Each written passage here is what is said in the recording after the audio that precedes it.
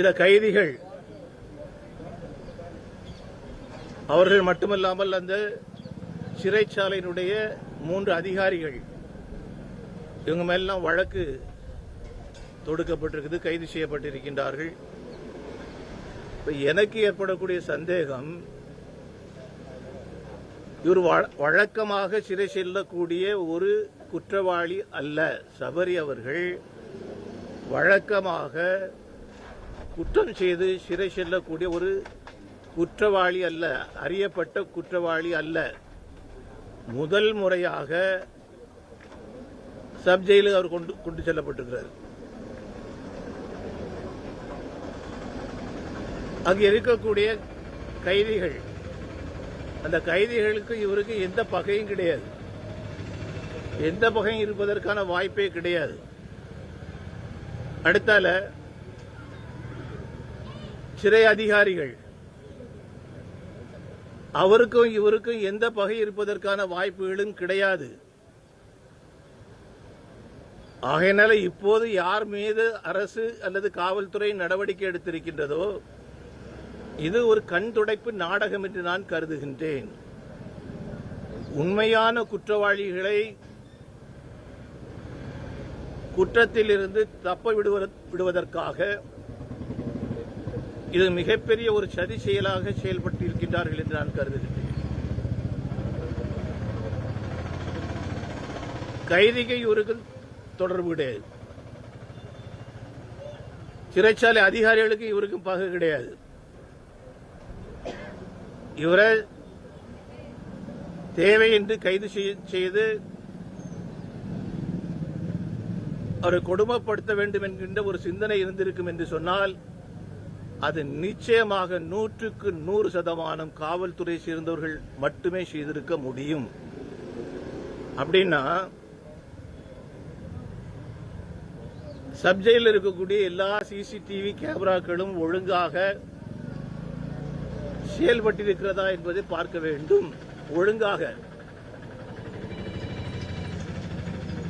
இவர் சிறைக்கு கொண்டு செல்லப்பட்ட பின்பாக அங்கு ஏற்கனவே இருந்த கைதிகள், ஏற்கனவே இருந்த வார்டன்கள், இவர்களெல்லாம் தவிர்த்து காவல்துறையைச் சேர்ந்தவர்களோ அல்லது கொலை செய்து பழக்கப்பட்ட குற்றவாளிகளோ உள்ளே சென்றிருப்பதற்கான வாய்ப்புகள் ஏராளமாக இருக்கிறது. இது குறித்து தனியான ஒரு விசாரணை நடத்தப்பட வேண்டும். ஏன்னா இது நமக்கு பழக்கப்பட்ட ஒன்று, ஏற்கனவே இதுக்கு முன்னாடி இங்க நடந்திருக்குது. கன்னியாகுமரி மாவட்டத்தில் இதே சப்ஜெக்ட்ல இருந்து நடந்திருக்குது. என்ன பண்ணாங்க?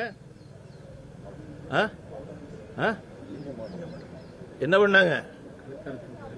பூட்டியிருந்த சிறையில் எல்லா கைதிகளும் இருக்கும்போது, சிறைச்சாலை அதிகாரிகள் இருக்கும்போது ஒரு குற்றவாளியினுடைய தலை துண்டிக்கப்பட்டு பஸ் ஸ்டாண்டுக்கு போயிட்டு தலை.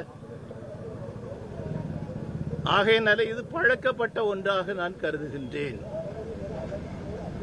இதை சாதாரணமாக விடுவதற்கு அரசு தயாராக இருக்கக்கூடாது.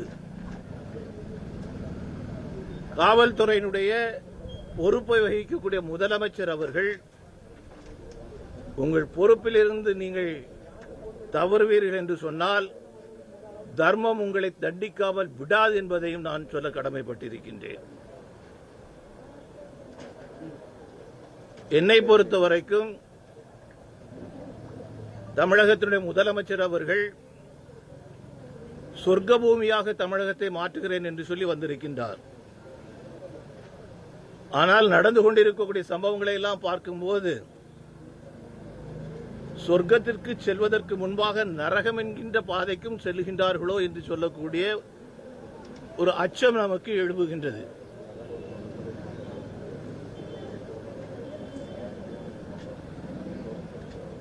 ஏற்கனவே நடந்திருக்கக்கூடிய சிறைச்சாலை மரணங்கள், நேற்றைக்கு சென்னையில் ஒன்று நடந்திருக்குது, அங்கு போராடி கொண்டிருக்கின்றார்கள். இது போன்ற பல சம்பவங்கள் இன்னும் நடப்பதற்கான வாய்ப்புகள் உண்டு. தமிழக முதலமைச்சர் அவர்கள் உடனடியாக கவனம் கொடுத்து இந்த வழக்கை சிபிஐ விசாரிக்கும்படி நடவடிக்கை எடுக்க வேண்டும். பொதுமக்களுக்கு இருக்கக்கூடிய சந்தேகங்களில் ஒன்றான காவல்துறை அதிகாரிகளே குற்றவாளிகள் என்று சொல்லி வரும்போது முதலமைச்சர் வகிக்கக்கூடிய துறையினுடைய பணியாளர்கள் அவர்களே குற்றவாளியாக வருகிறார்கள் என்று சொல்லி வரும்போது அதற்கு தலைமை வகிக்கக்கூடிய முதலமைச்சர் அவர்களும் இதற்கு பதில் சொல்ல வேண்டியவர்.